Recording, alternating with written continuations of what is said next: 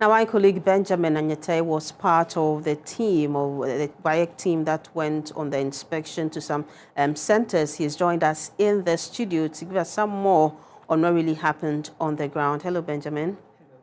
I hope that the inspection went well. Yeah, it went well. So what did you really find on the ground?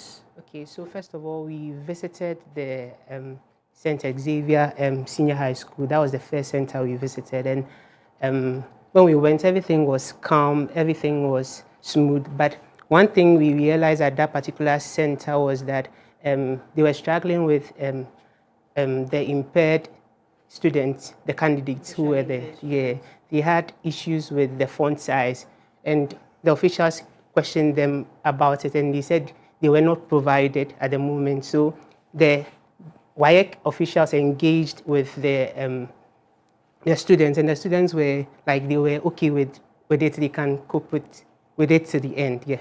So and it doesn't mean that the brailles were not provided for them. WAEC said they have provided it, but they were saying that they didn't go for it at that particular time. Yeah. It means, were the students managing so well, or they really had serious challenges that affected, or which would affect their outcome? But they engaged, WAEC engaged the students. So when they engaged them, they told the officials that they were okay with the font size. So we moved to Accra Girls, and that was where the malpractice was found. Yeah. I heard the director of WAEC, or the leader of WAEC, speak about twins who had exchanged papers and exchanged papers during the examination. Explain to us how that happened. Was that the only one you found there? So it was actually 4 students and 4 candidates, and it was 2 schools. And when we got there, the place was noisy, and you could see that some of the candidates were chatting with each other. And what got the WAEC officials' attention was the spacing of the candidates, where we realized that the place was very, very congested, and so the official had to let them separate themselves. And one thing was that when the official was passing by, he saw that 2 students from Mamobi Preparatory School had cancelled their names on the sheets. So that was what drew their attention, and they saw that the twins had Penny and Kaka. And that particular instance, he saw that one person had Penny on the answer sheet, Penny on the question paper. So it got them thinking. So he saw that Kaka was at the back, and that was where all these things started. Yeah. And how did they react to this incident? Okay, so first of all, they were told to sign a form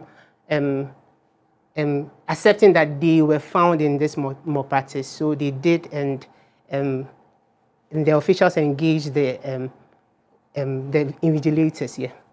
I'll actually come to the issue of the invigilators. What were they really doing? Since one, the place was noisy, it should be, when the examination is going on, we expect the place to be quiet so that people can concentrate and write their papers. When the place was noisy, there wasn't enough space, and then this incident was happening. What were they really doing, and how did they respond to the issues raised by the WAEC team? So when we got there, actually, I think it was honest. It caught them off guard. And when we got there, everything was like, you could see that they were going around doing their own invigilation, but you could see that there was still noise in the hall. Yeah. Okay. Were we told what kind of sanctions that those who engaged in this malpractice are to face? Okay. So WAEC official is saying that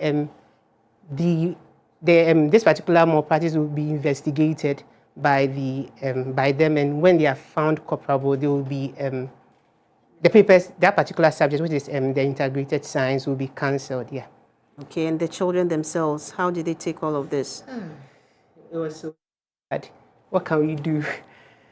Well, thank you so much, Benjamin, for that update. That's Benjamin ANYETEI'S. He is my colleague who was with the WAEC team that visited some centers today to monitor and look at how the BEC was actually being conducted.